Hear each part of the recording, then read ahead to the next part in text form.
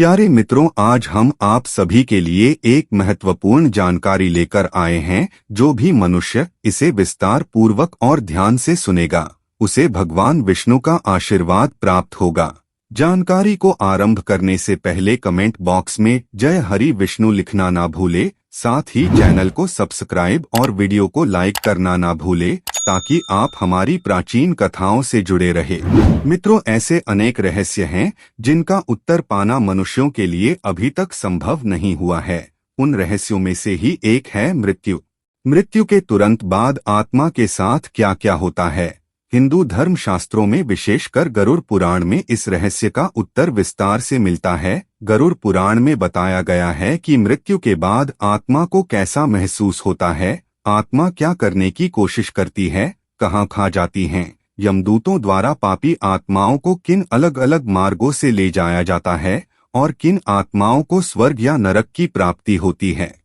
मित्रों, गरुड़ पुराण के अनुसार अगर आप भी जानना चाहते हैं कि आखिर मृत्यु के तुरंत बाद आत्मा के साथ क्या क्या होता है, तो वीडियो को अंत तक जरूर देखें।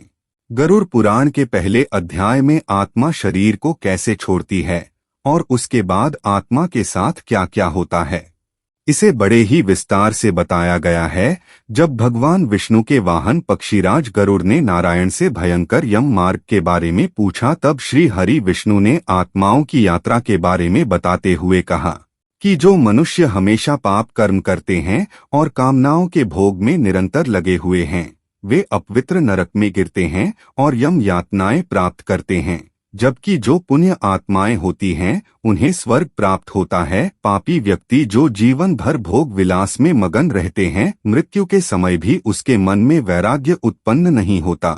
जीवन भर वह जिन सगे संबंधियों का भरण पोषण करता है, मृत्यु से पहले वह उन्हीं पर आश्रित हो जाता है, जिस कारण उसे परिवार के सदस्यों द्वारा अपमान भी सहना पड़ता है।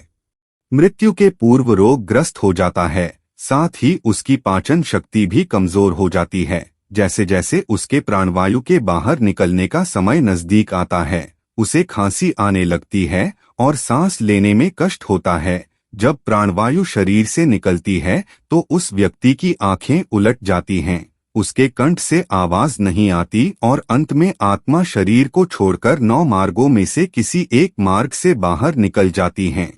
आत्मा शरीर से निकलकर कुछ देर तक अचेत अवस्था में रहती हैं। आत्मा को इस प्रकार अनुभव होता है कि जैसे कठिन परिश्रम से थका हुआ शरीर गहरी निद्रा में विश्राम कर रहा हो, लेकिन कुछ पल में आत्मा अचेत से सचेत हो जाती है और उठकर खड़ी हो जाती है। चेतना आने के बाद भी आत्मा को कुछ समय तक पता नहीं होता कि वह शरीर से अलग है। आत्मा इस प्रकार व्यवहार करती है जैसे शरीर में रहते हुए उसका व्यवहार था। इसी बीच यमदूत आत्मा को 2 प्रहर के लिए यमलोक ले जाते हैं और अचेत अवस्था में पुनः उसके मृत शरीर के पास लाकर छोड़ जाते हैं। जब आत्मा को शरीर से अलग होने का एहसास होता है तो वह व्याकुल हो जाती है। शरीर से निकलकर खड़ी आत्मा अपने सगे संबंधियों को पुकारती है, लेकिन उसकी आवाज कोई सुन नहीं पाता। इससे आत्मा को और भी बेचैनी और छटपटाहट होने लगती है। आत्मा परेशान होकर आसपास के लोगों से कुछ कहना चाहती है, पर उसकी आवाज बस उसी तक गूंजकर रह जाती है, क्योंकि वह भौतिक नहीं अभौतिक ध्वनि होती है और मनुष्य केवल भौतिक चीजों को ही महसूस कर सकता है। वर्षों तक शरीर में रहने के कारण जो सांसारिक माया का आवरण आत्मा पर पड़ा होता है, उससे मोहवश आत्मा दुखी होकर कभी अपने मृत शरीर को देखती है तो कभी अपने संबंधियों से बात करने का प्रयास करती है।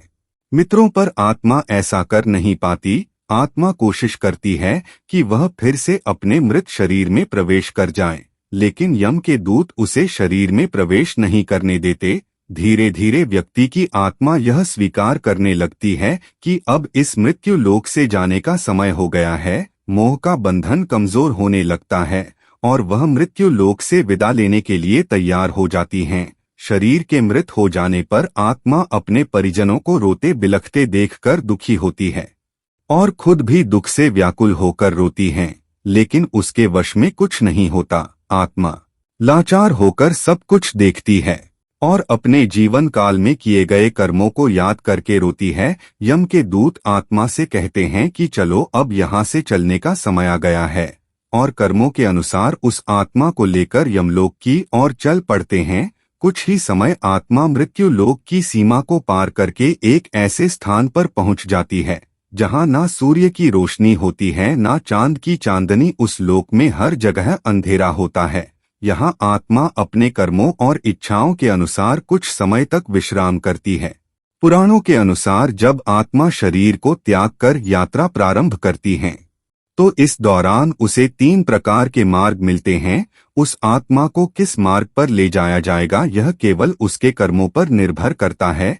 यह 3 मार्ग है, अर्ची मार्ग, धूम मार्ग और उत्पत्ति विनाश मार्ग, जो मनुष्य अपने जीवन काल में निष्ठा और नियम के साथ निष्काम भाव से अपने कर्तव्यों का निर्वहन करता है, भगवत भक्ति करता है तथा भाग्यवादी न बनकर कर्मठ होता है। मृत्यु के बाद उसकी आत्मा को अर्ची मार्ग से ले जाया जाता है। अपने अच्छे और सात्विक कर्मों के कारण उस आत्मा को अर्ची मार्ग से जाकर जन्म मरण के बंधन से मुक्ति मिलती है। अर्ची मार्ग में 12 लोक पड़ते हैं। इनमें से कुछ प्रमुख लोकों के बारे में आपने भी सुना होगा। ये लोक हैं सूर्यलोक, इसके प्रमुख देवता सूर्य देव है। चंद्रलोक, जिसके प्रमुख देवता चंद्रदेव हैं। अग्निलोक, जिसके प्रमुख देवता अग्निदेव हैं। वायुलोक, जिसके प्रमुख देवता वायुदेव है। और ब्रह्मलोक, जिसके प्रमुख देवता स्वयं ब्रह्मदेव हैं। प्रत्येक लोक के देवता से आत्मा का साक्षात्कार होता है और वे आत्मा का मार्गदर्शन करते हैं।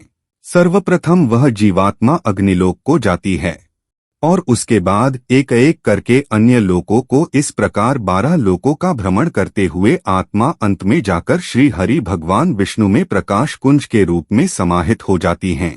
इसी अर्ची मार्ग से जाने वाले जीव मोक्ष को प्राप्त होते हैं और फिर दोबारा संसार में कभी जन्म नहीं लेते। जबकि जो मनुष्य अपने जीवन काल में सकाम भाव से पुण्य करते हैं, मरने के बाद उनकी आत्मा को धूम मार्ग से ले जाया जाता है। धूम मार्ग से जाने वाले जीव स्वर्ग को जाते हैं और स्वर्ग में अपने पुण्य कर्मों के फल भोगकर फिर से इस संसार में जन्म लेते हैं।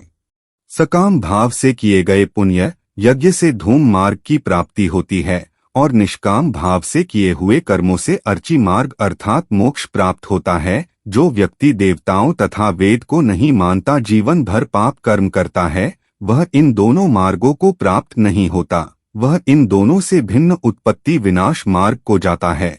यह नरक की यात्रा के लिए है।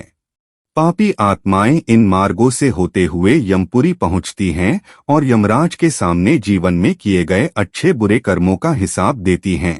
अर्ची मार्ग ब्रह्मलोक और देवलोक की यात्रा के लिए होता है, वहीं धूम मार्ग पितृलोक की यात्रा पर ले जाता है। इस मार्ग से जाने वाली जीवात्मा को दोबारा मनुष्य योनि में जन्म मिलता है। स्वर्ग और नरक में गई हुई आत्माएं जब अपने कर्म फल का भोग कर लेती है तो उन्हें फिर से पृथ्वी लोक पर आकर जन्म मृत्यु के चक्र में उलझना पड़ता है। जो आत्माएं स्वर्ग से वापस आकर पृथ्वी लोक में जन्म लेती हैं, उन्हें मनुष्य योनि प्राप्त होती है।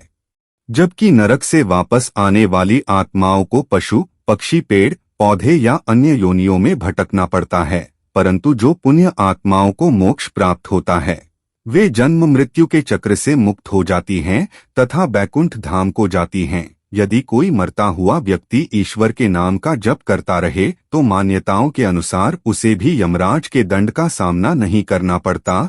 साथ ही श्री हरि विष्णु उसे अपने श्री चरणों में स्थान देते हैं। मोक्ष प्राप्त करना आत्मा का अंतिम लक्ष्य है। मोक्ष मिलने पर आत्मा भगवान में विलीन हो जाती है। आत्मा जीवन मरण के चक्र से हमेशा हमेशा के लिए मुक्त हो जाती है और किसी भी प्रकार के शरीर को नहीं प्राप्त करती। इसलिए हमें भी अपने जीवन काल में ऐसे ही कर्म करने चाहिए जिससे मोक्ष प्राप्त हो। प्यारे मित्रों, अगर आपको हमारी यह जानकारी अच्छी लगे तो हमें कमेंट करके जरूर बताएं। साथ ही वीडियो को लाइक, चैनल को सब्सक्राइब और वीडियो को अपने मित्रों में शेयर करना ना भूलें।